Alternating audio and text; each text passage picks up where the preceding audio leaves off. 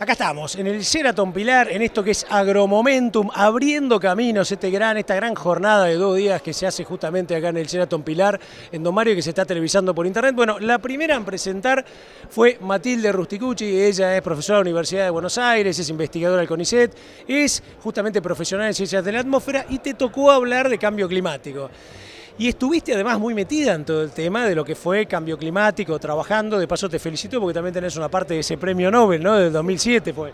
Sí, nos dieron un reconocimiento a los autores en su momento. Bueno, la realidad es que cuando uno mira un poco la agricultura y vos te imaginás decir, bueno, estamos en 2017, mirás para adelante y vos planteabas temperaturas extremas, máximos y mínimos que se empiezan a ampliar, momentos de invierno con temperatura de verano y de verano con cosas de invierno. ¿El cambio es muy pronunciado?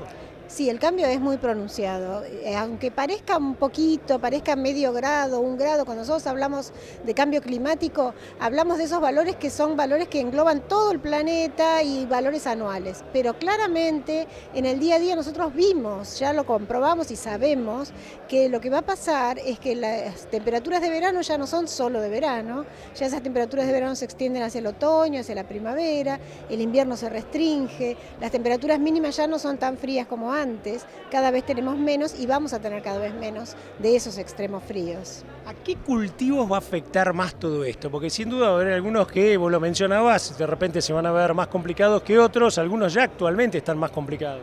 Claro, algunos ya están muy complicados, el trigo, el maíz ya está bastante complicado. ¿Hablabas del arroz también? Hablaba del arroz. Pero claramente la soja, por ejemplo, es más resistente, se adecua mejor a los cambios del clima.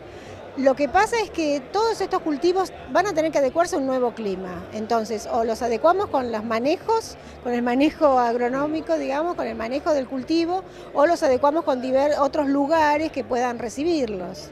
Lo mismo va a pasar, por ejemplo, estamos pensando en la cordillera. Ya si nos vamos a la cordillera y la producción de vino es muy importante.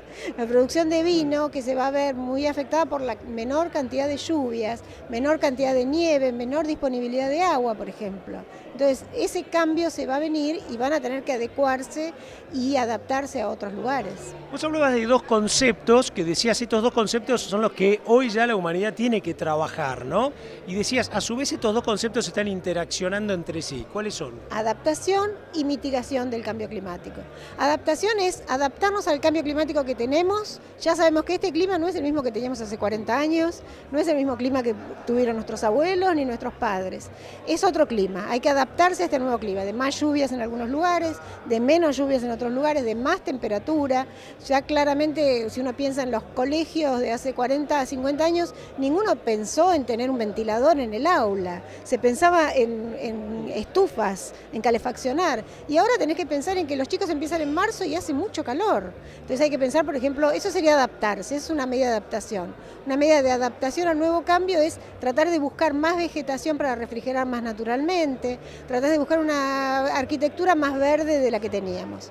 Y cuando hablamos de mitigación del cambio climático, estamos hablando de dejar de emitir la cantidad de gases de efecto invernadero que estamos emitiendo, que es lo que ocasiona el cambio climático. Eso es mitigación del cambio climático, buscar formas, mecanismos que reemplacen la energía que proviene de residuos fósiles por energías limpias, por ejemplo, o a buscar mecanismos de absorción del exceso de estos gases de efecto invernadero.